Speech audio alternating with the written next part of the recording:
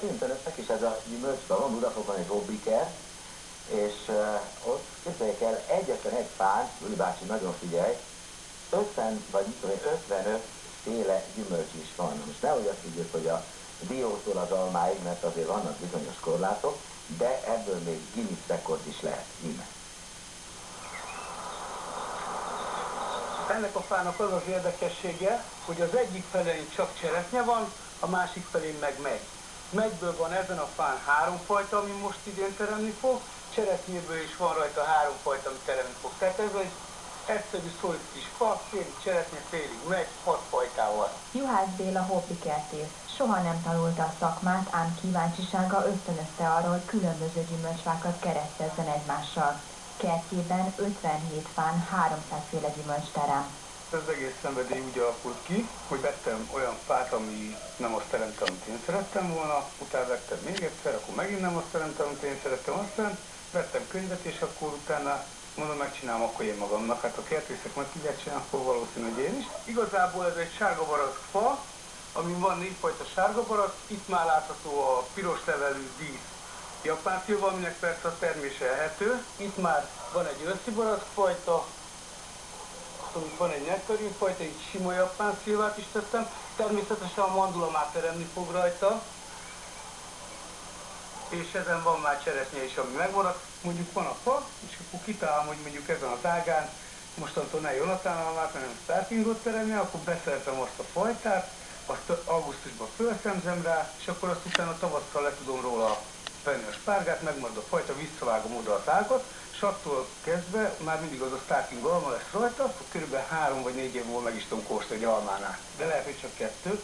Csonthiasoknál kicsit rövidebb ez az idő. A család nagy szeretettel fogadja Béla kreativitását, aki évről évre újabb fákat kísérletez ki. Lelkesedésével próbál mindenkit meggyőzni. Nagy üzemben nincs értelme ilyet csinálni, tehát nagy üzemben nem jó. Ez hobbinak nagyon jó, egyszer. Másodszor, hogyha valakinek nagyon kicsi kertje van, mondjuk azon elfér 1 vagy 2 fa, de akkor csak 1 vagy 2 fajtát fog enni, és csak az van. Többit azt meg kell venni a boltba. Viszont, hogyha mondjuk egy ilyen csonthéjas fát ültetni, például nálam is van egy szilvák mondjuk, akkor arra tud tenni magának sárga barackot, őszi barackot, nektarin, cseresznyét, meggyert, mandulát esetleg, meg még szilvát is. Sokkal több fajtát tud enni, és sokkal hosszabb ideig tud gyümölcsöt szedni. Rendben. Hát ha Micsúrin élne, akkor azt Gyuri bácsi együtt kérdeznék meg, hogy mit szól ez. De te mit szólsz ehhez? Gratulálok kertész kollégámnak, mert nincsen nagyobb sikerélménye egy kertészkedő embernek, mint az eredményes oltás. Na jó, de ez ilyen egyszerű, hogy oltogatom, és akkor 3 évenként minden ágon más nő. Kell hozzá egy gyakorlat, de nagyszerű dolog, nagyon jó módszer.